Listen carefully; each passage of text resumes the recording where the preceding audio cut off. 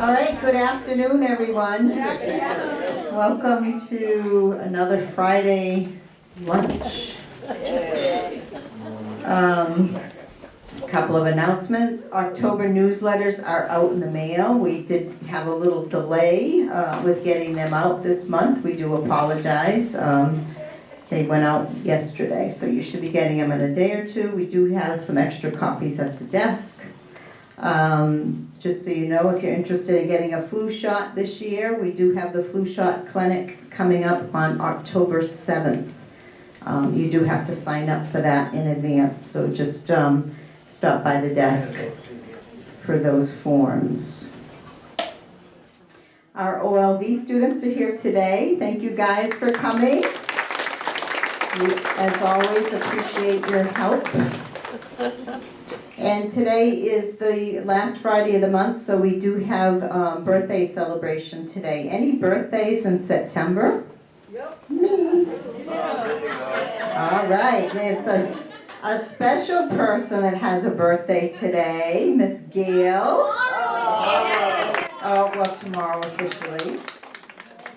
But come on, Gail, come up and come on. Yeah, this is for you from all of us. Happy birthday. Thank you for everything you do, Gail. We do appreciate everything. Thank you. Yes. Thank you. I like that. So let's sing Happy Birthday to you. Happy birthday to you. Happy birthday, dear Gail. Happy birthday to you. And many more.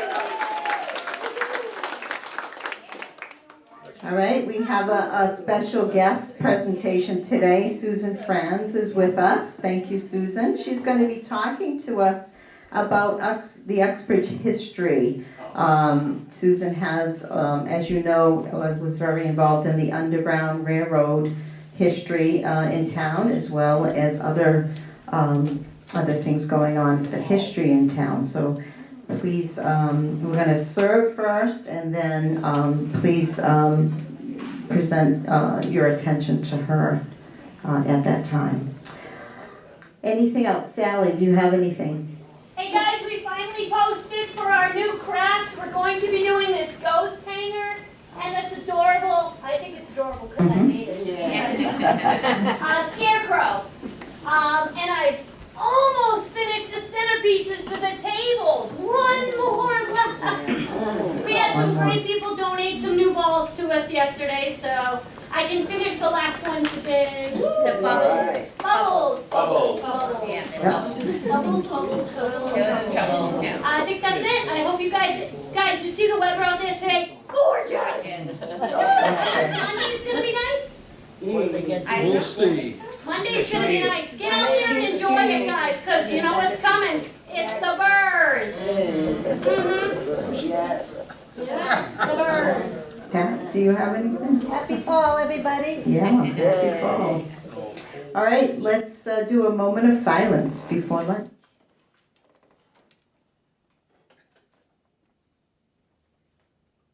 Thank you. Enjoy your lunch. And also Amanda Gallerani is going to be speaking as well, but Susan is going to introduce her.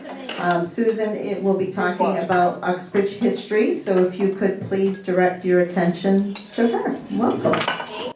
Thank you. How's lunch today? It's always good, isn't it? They do a nice lunch here. I hear that because I visit other senior centers and they tell me, you know, where the good lunches are. And this place has a reputation. So, I wanted to introduce Amanda Gallerani. Uxbridge is coming up on its 300th birthday. It's not this year, it's not next year, but it's the following year. But we are planning to celebrate, and that takes time. And so both my group, which is the Uxbridge Historical Commission, and her group, which is the 300th anniversary celebration, are working on things now for this great event coming up in Uxbridge. So Uxbridge is going to turn 300 years old. We've been around that long. We've been around longer than the country is. Next year's the 250th anniversary of the country. Uxbridge was almost a senior citizen before we became a country. So So we've been around for a while. So let me introduce Amanda, and she will tell you what's on deck from the 300th.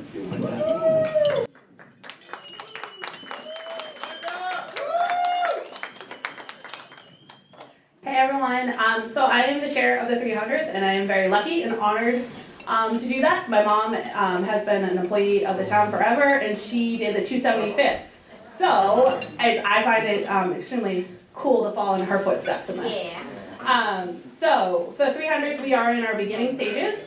As Sue Fran has said, it is June 27th of 2027 is actually the 300th birthday, which falls on a Sunday, which is very exciting.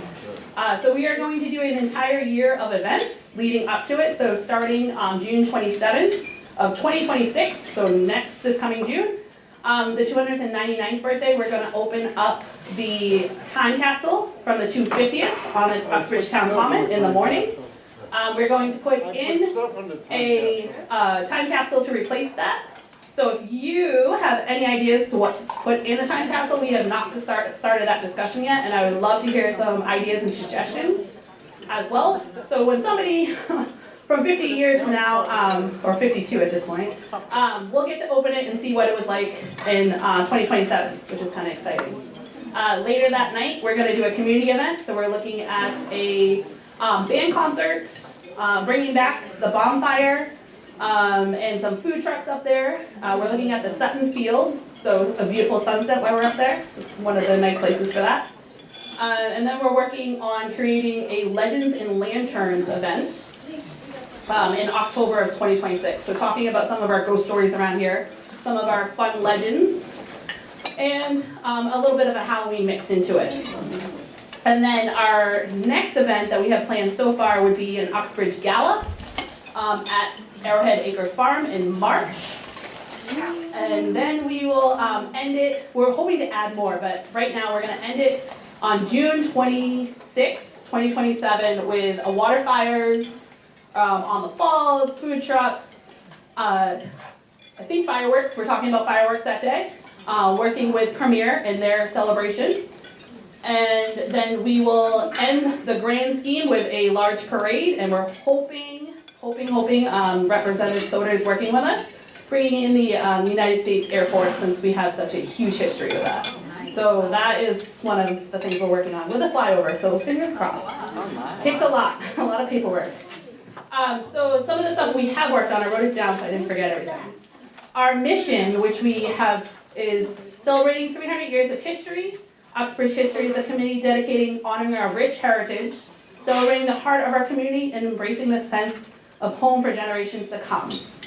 Leaving our slogan being heritage, heart, and home. And we have picked two colors that are different from black and orange, as we're known for. So we're trying to incorporate our history with our present. So our history color would be the Uxbridge blue, or now known as the Air Force blue. Many of you may know, I am a teacher, well, you may not know this part, but I am a teacher in town, so I'm trying to teach the younger generation how cool our mills are. So I'm trying to bring in that part of the history, that we are the town that really created that Uxbridge Air Force blue, and how cool that is, that we're older than the country, but we also created that military color. So that is one of our colors, and then we're bridging the present with our orange color. So you may see a lot of things with that blue and orange, which looks a little different from Uxbridge colors nowadays, but we're trying to bridge that gap and, you know, get people talking a good way. We also have a mascot. So our mascot is going to be an ox, different from the sheep. The reason for the ox, we do have a rich history, which I'm sure you're going to talk about today, with the ox being our livestock animal back in the day with the early settlers. And the towpath at Riverbend Farm, connecting those, and ox is a strength animal, so we want that as well. We are naming her Bridget, and also has a meaning behind that as well, for Uxbridge and for Alice Bridges as well. So we want to honor that woman that was an Olympic bronze medalist in 1936. Whew, I got that right, I was worried about that. Which I think is extremely cool. So we wanted to do that as well with the ox.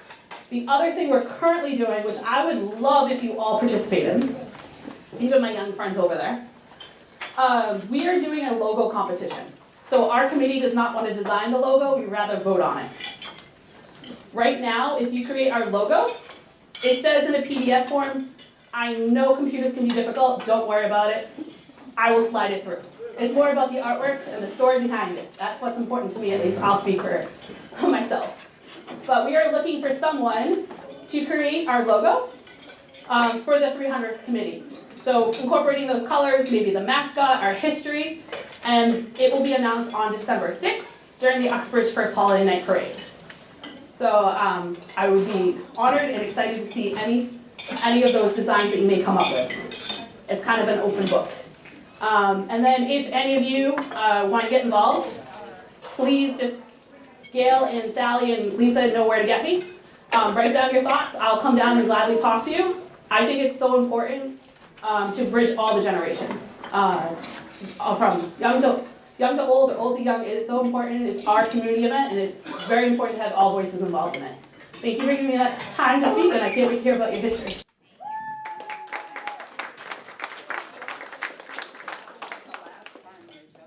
Thank you, Amanda. They have their hands full. This is like 5 first nights that they're trying to organize. So I'm glad for the enthusiasm and the skill, and I think we're going to have a really nice time. So when's your first event, Amanda? June 27th, 2026. The next summer will be the first event. 299 birthday. $2.99. Okay, awesome. So on your papers here that have been handed out, these are a few of the history things that we have here in town. Uxbridge has a massive history. I've been trying to work on a map of Uxbridge history. I'll show you a copy of it. I'm going to need both hands for this. So this is the map that we're working on. I finished it a little bit. Now that is service. Thank you, sir. Good job, Ken. That is a select board member. Thank you. So I have this map that I've created. It's foldable. It's about 40% smaller than it's really going to be. And it has little bits of history on it. If you open it, on the inside, you can see there is a map of Uxbridge, all of our history down the sides, and then the locations where this history. And I spent the weekend on this. This map, we have so much history, it's now become 3 maps. I can't get it on one. So we will have 3 of these maps. This is something that we're working on. This is Uxbridge blue. This color that you're looking for is that Air Force blue that the Air Force uniforms were made of in 1949. Huh? In the Air Force, yeah. They did change it a little bit later, but that was their first uniform, was the 1949 Uxbridge blue, which is still called that. So these will be coming out. We'll have them at some of the events coming up. I'm just about ready to go to print on it. I need to find someone smarter than me to proofread it, and then we will have that done. So.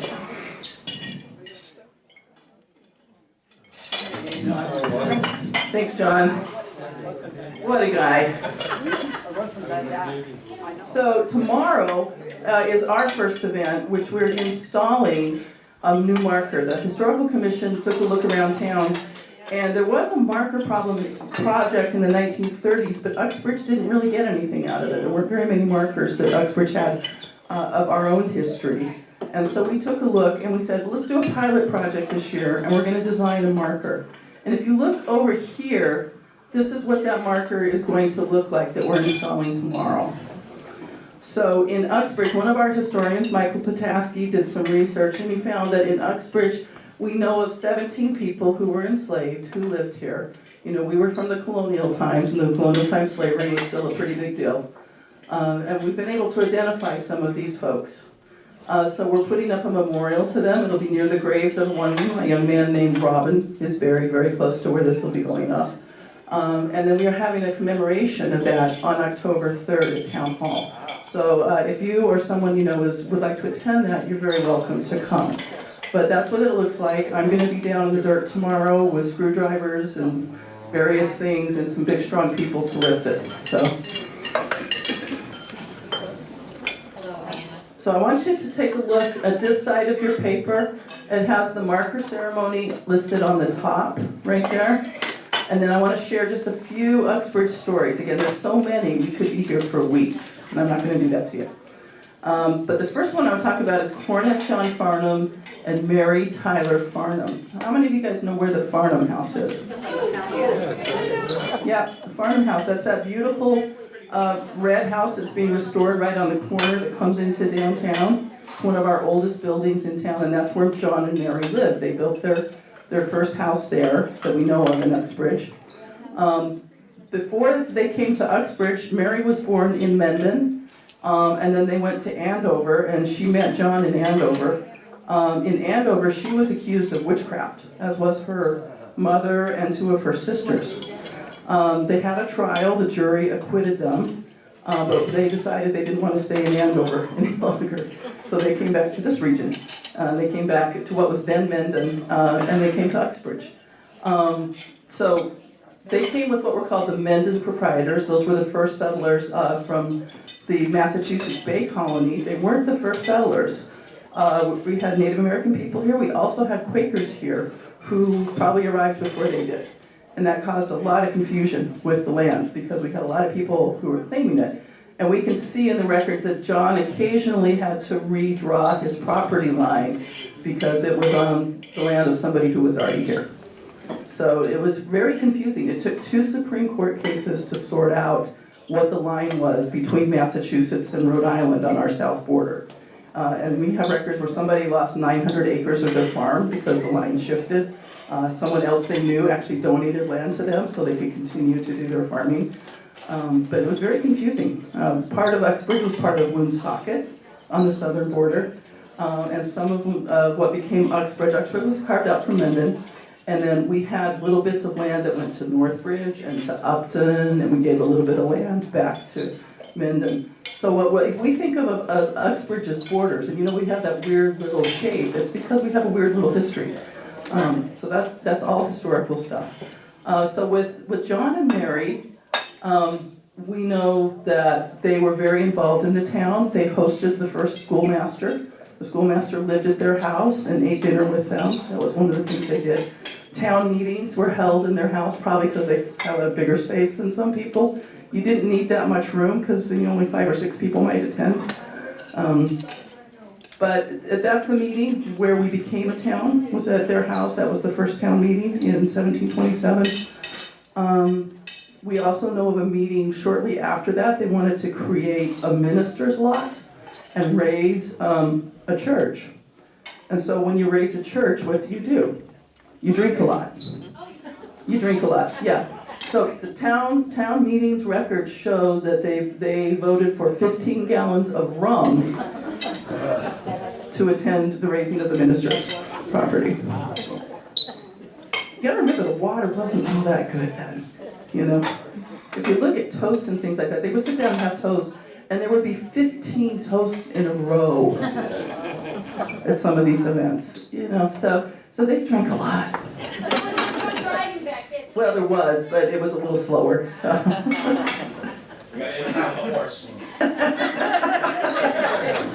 Carriages were all slow. So, John and Mary had a son named Moses. And Moses moved to South Uxbridge and he became a Quaker. They were Congregationalists, he became a Quaker. And he was one of the people we can identify that convinced the Quakers to give up enslaving people. We know that he was involved in that. He also, in his household, he refused to buy things that were made by slaves. So he wouldn't buy rum and sugar and things that came from slaves. And we see him, he dies fairly young. He died in 1780, I believe, 1770 or 1780.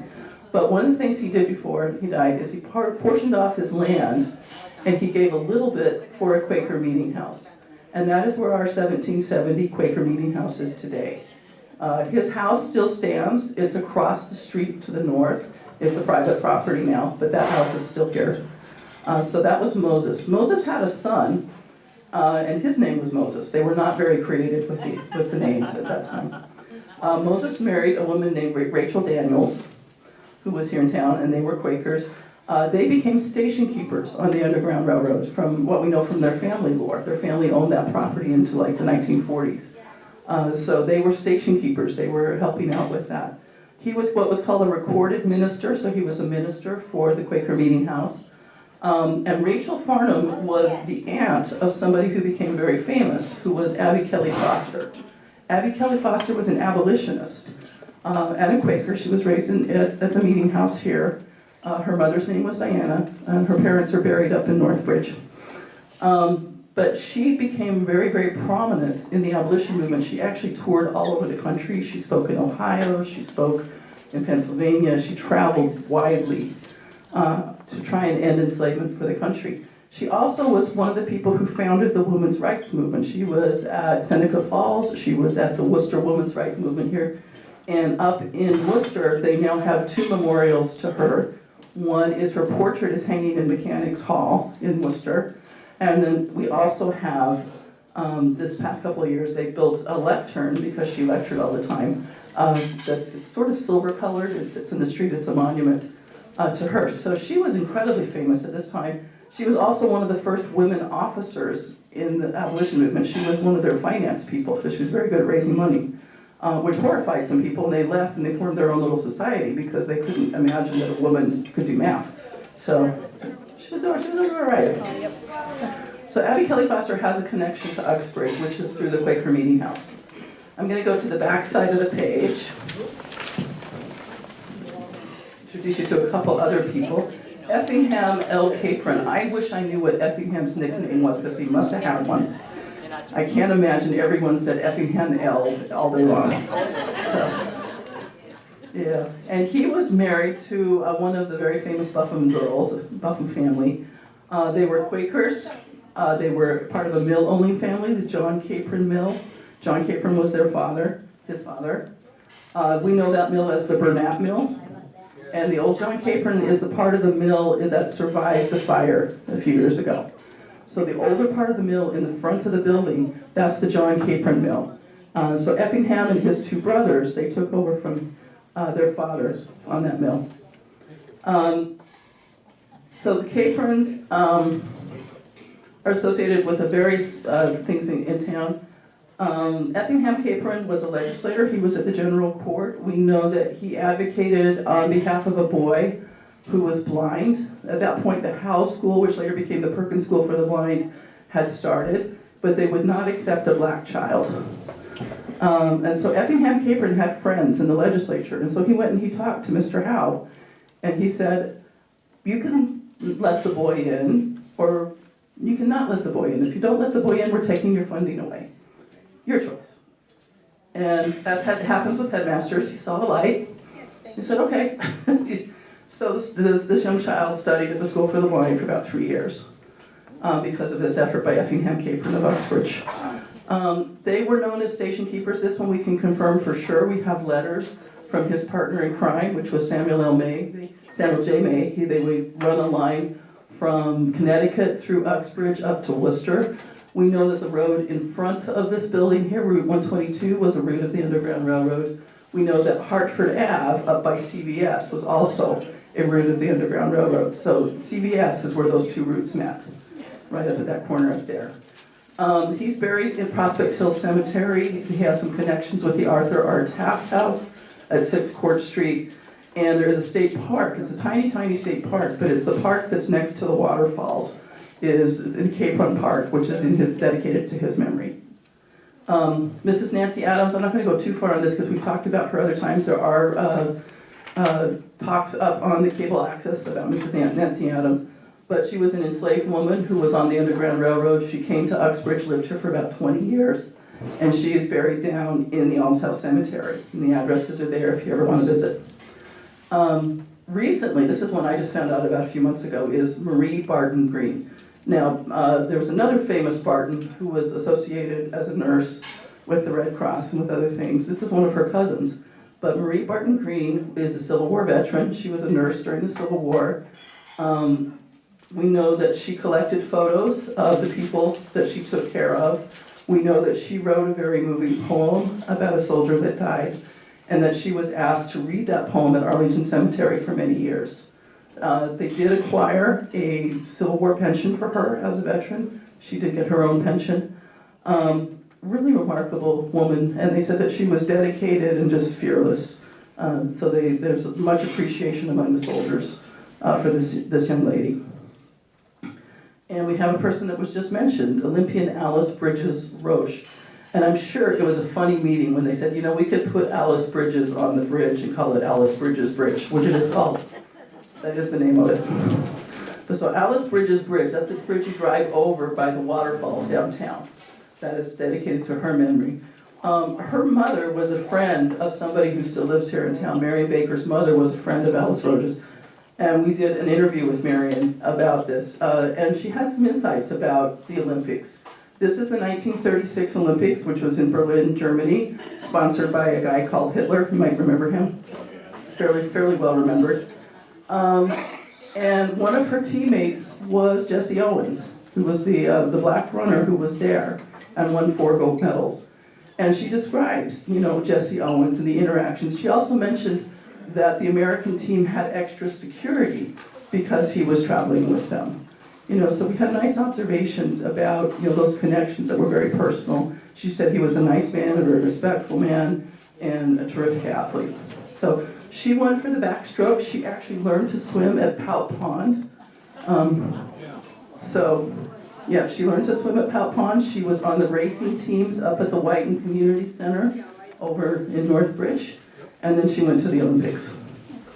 So we have that there. So on the back page, I'm not going to read these out to you. These are for your tea time reading as you like. I'll read the last 2. But on the 4th of July, 1904, a cannon was fired and exploded. 3 men were unhurt, but a large chunk landed 1,000 feet away. So, do you wonder why we don't have cannons firing on the common that much? And then the final little history bit that I put in here is in 1924, we have records that a snowplow was first connected to a tractor to the delight of all. Before that, you just had to stay home. So I just want to thank you for your attention and to see if there's any questions as we wrap up. Thank you.